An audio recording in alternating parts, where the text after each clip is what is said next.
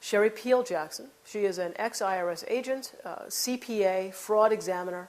She was working for the IRS. She was on the fast track to success there. She was doing very well, had received numerous awards for all of the work she did, and she realized that there is no law and that the biggest fraud was the IRS. I tried to be the best at whatever I did. So when I got to the IRS, I hit the ground running. My first year in 1988, I got the Fraud Award. It's a big shaped in Georgia award for fraud. But I got numerous awards, and my biggest one is from the IRS commissioner himself. Back in 1995, it was Fred T. Goldberg.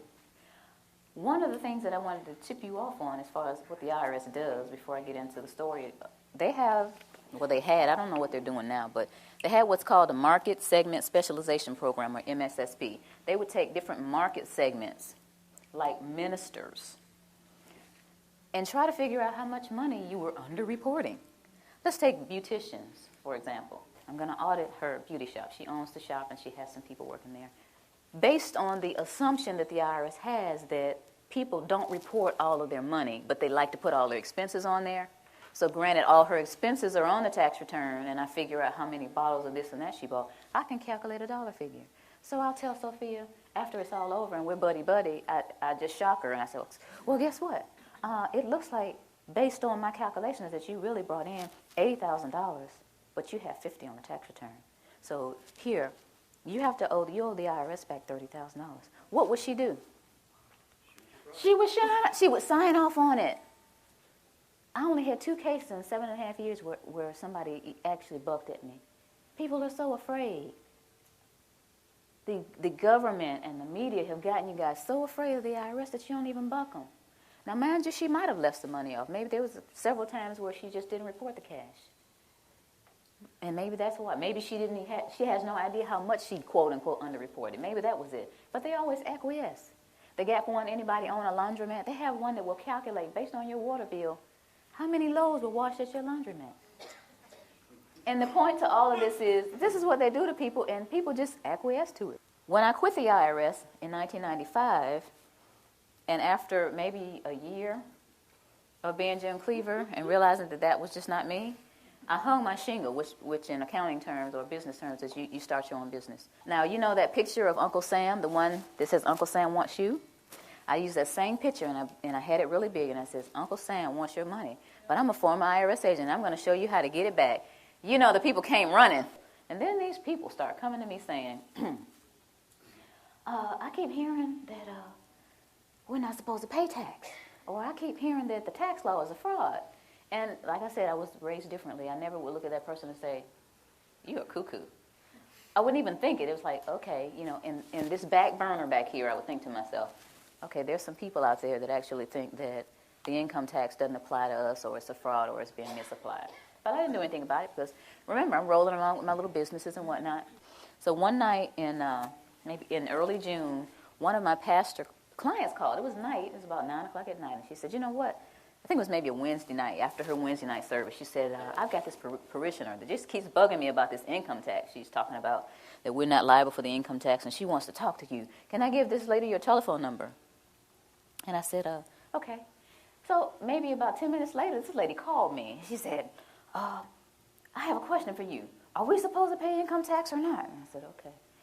Do you want the cuffed answer or do you want the real answer? She said, I want the real answer. I said, well, I really don't know. You know, even though I'm a former IRS agent, I haven't done the research, but I hear that there's a credible body of evidence out there that says that we don't owe the income tax. I was okay. I mean, I took the information. I was sitting there listening like, okay.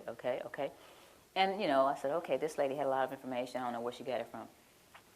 So a few weeks later, she called me again, and she said, Miss Jackson, remember that information I told you on the phone? It's in the USA Today. Pull it up on the internet. Okay, so I got the USA Today. It was July 7th, 2000. And it says, Dear we the people, most citizens are not required to file an income tax return. The 16th Amendment to the Constitution is a fraud. And if you file, you waive your Fifth Amendment rights. I said, okay, that's some of the stuff she was saying. Now, this is a lot of reading. But I kept reading because I was very interested, you know, being a CPA and into fraud and all that. I wanted to see what was going on. So here in the third column, it says, no one has been able to collect the $50,000 reward offered by Bill Conklin. to anyone that can identify the section of the Internal Revenue Code that makes a typical worker liable for the income tax. I'm serious about winning is $50,000. Okay, so it's at my desk. Basically, I just shoved everything off my desk and got the codes out, the regulations out, the tax guide I got on the internet to look at the Cornell University site, all these different things, and I started researching. And 2 weeks later, I said to myself, oh my goodness, we have a problem here. It doesn't look like I'm going to win this money. And I was sitting there at my desk thinking, this thing is a fraud. 2 weeks it took me to sit there and realize that. I didn't just look at the positive, I looked at the negative, I looked at the IRS site. All these things are going on. This thing is a fraud. Being a CPA and a former IRS agent, I sat there at the desk, I was by myself, and all these thoughts started going through my head. The first thought was, now I finally open up the codes and regulations. Because see, at the IRS, they trained us with these little guides. We didn't use the codes and regulations. We would get one of these, and you would have to read it, understand it, and pass this little test. And all these little guides that I got, I read them, and I made A's on all my tests. And I thought, and I guess the rest of the agents in training thought, that the information that was in here was the same that was in those thick codes and regulations. But it's not necessarily the same. The things that are in these training manuals are not necessarily the same thing as in the codes and regulations. I learned that in my studying. In the time that I was doing the research, I also learned about the pocket commission.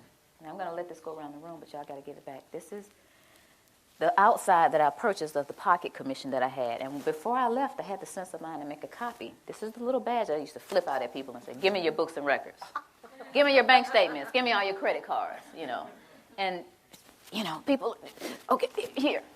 Even the counties, I go to the county, do it. I go just about anywhere and flip this little thing out and get whatever I wanted. There's a lot of power nuts out there doing that, guys. Y'all know it. Half of you already know about it. There's an enforcement pocket commission, and there's a non-enforcement pocket commission. And I started looking back at this thing. It has SER, Southeast Region. First of all, I'll read it. It has my picture up here, and it says, Sherry Jackson, whose signature and picture appear above, is duly commissioned as Internal Revenue Agent and has authority to perform all duties conferred upon such officers under all laws and regulations administered by the Internal Revenue Service, including the authority to investigate and require and receive information as to all matters relating to such laws and regulations. And it has SER and some other numbers and an A. And based on this Internal Revenue Manual, A means administrative. So I'm an administrative clerk out there on the front lines. And I'm an administrative clerk with a non-enforcement pocket commission. Okay, so I'm starting to get angry here. Starting to think about I had to take bribes and get little tape recorders taped to my body and the little microphones on me and go in and take bribes from people. But, thinking about stuff like that, what they got me out here, I'm thinking I really have authority. And this is administrative, non-enforcement pocket commission. That was one of the other things I thought about. And then I thought about, and I found out, this is another issue, a levy versus a notice of levy. This is something that I didn't deal with a lot because I was an agent and I just assessed the tax. I wasn't a tax collector. I just assessed it. So this is a notice of levy. And someone said, hey, this is a notice of levy. This is what the banks get or your job or whatever. They said, look at the back of it. So I'm looking at the back of this notice of levy, and it says, Section 6331, levy and distraint. And then it says B and C. And I'm thinking, it starts off with B? What happened to A? So I looked up A. And here's A. And it says, levy may be made upon the accrued salary or wages of any officer, employee, or elected official of the United States, the District of Columbia, or any agency or instrumentality of the United States or the District of Columbia by serving a notice of levy. I'm thinking, but that's not most people. That's not the person that works at AT&T or Bell South or Coca-Cola. That's not most people. Aren't people noticing that the A isn't on here? Aren't they curious about it? Why are they doing this? All this is going through my head during this period of time, then I'm realizing that there's a rat in the camp. That's what I call it. But this is the straw that broke the camel's back. The Federal Reserve is not federal. How many of you did not know before today that the Federal Reserve isn't federal? If you did not, don't be shy. If you didn't know before today that the Federal Reserve isn't federal, raise your hand. Most people don't know that. 9 out of 10 people that I asked off the street don't understand that the Federal Reserve is a non-auditable private banking cartel. They are collecting 30